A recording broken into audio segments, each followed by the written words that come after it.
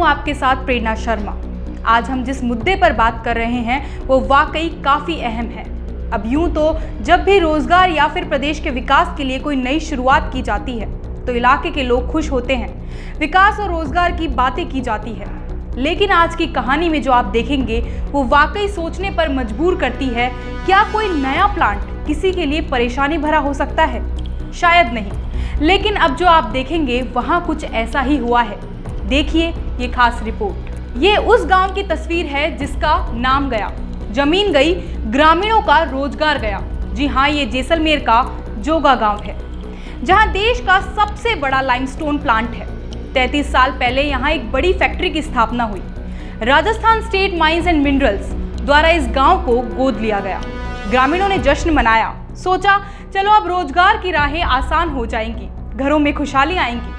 पर आज इसी फैक्ट्री के कारण गांव वाले दर्द में जी रहे हैं। तो चलिए बताते हैं कि क्या है ये पूरा माजरा।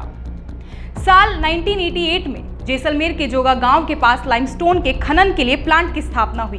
ग्रामीण खुश थे कि गांव की जमीन पर अब रोजगार के नए आयाम खुलेंगे, लाइमस्टोन से गांव के विकास को पंख लगेंगे।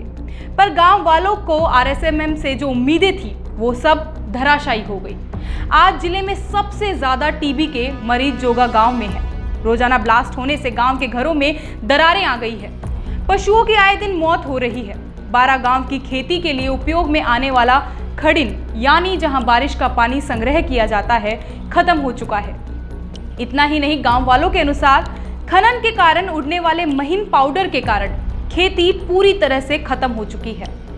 ग्रामीणों का कहना है कि हालात यह है कि रोजाना खाने में लाइमस्टोन का पाउडर खा रहे हैं। लेकिन इन सब समस्याओं के बावजूद इस गांव की कहीं कोई सुनवाई नहीं हो रही। चलिए आपको सुनाते हैं ग्रामीणों के हालात उन्हीं की जुबानी। यहाँ पर बहुत ही ज्यादा वायु प्रदूषण हो रहा है, खेती पूरी नष्ट हो गई है। जो खेतों में पानी आता था, नदी नाले, वो पूरे बंद हो गए हैं। और गांव वाले सब जो टीबी पेशेंट है उनको किसी प्रकार का कोई चिकित्सा सुविधा नहीं है। हमारे खेती में पूरी नुकसान है।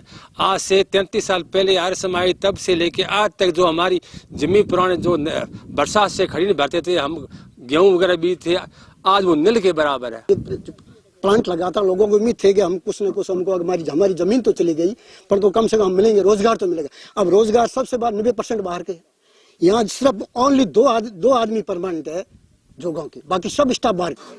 काफी हमारे यहाँ माल मवेशी जो गायों की थी वो गायें खत्म हो गए, पशु खत्म हो गए, खेती नष्ट हो गई। बिल्कुल गांव के अंदर मकान थे, उसमें ये दरारें आप देख रहे हो। गांव में कोई मजदूरी वहाँ लगा ही नहीं रहे हैं।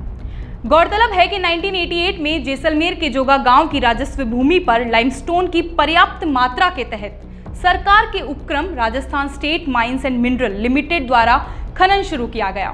जोगा गांव की जमीन होने के बावजूद इस प्लांट का नाम सोनू माइंस कर दिया गया, जिससे ग्रामीणों को खासी परेशानियों का सामना करना पड़ रहा है। यानी कि गांव वालों को नाम नहीं, सिर्फ परेशानी मिली। गांव वाले 33 साल से परेशान हैं, लेकिन सबको होने वाली परेशानी के बावजूद ना तो आरएसएमएम के अधिकारियों द्वारा ध्यान दिया जा रहा है और ना ही जनप्रतिनिधियों द्वारा।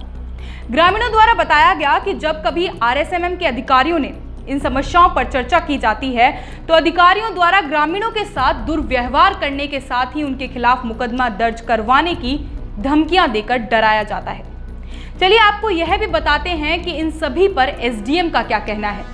कि हमने कल न्यूज़पेपर के माध्यम से ये जानने में आया कि जो सोनू में जो लाइमस्टोन का जो प्लांट लगा हुआ है, उसके आसपास के ग्रामीणों को के द्वारा जो न्यूज़पेपर में जो कटिंग आया है, उसके आधार पे ये बताया कि वहाँ पे ज़मीन बंजर हो चुकी है, आसपास में जो लोग हैं उनको सिलिकोसिस इस टाइप के जो इशूज आए।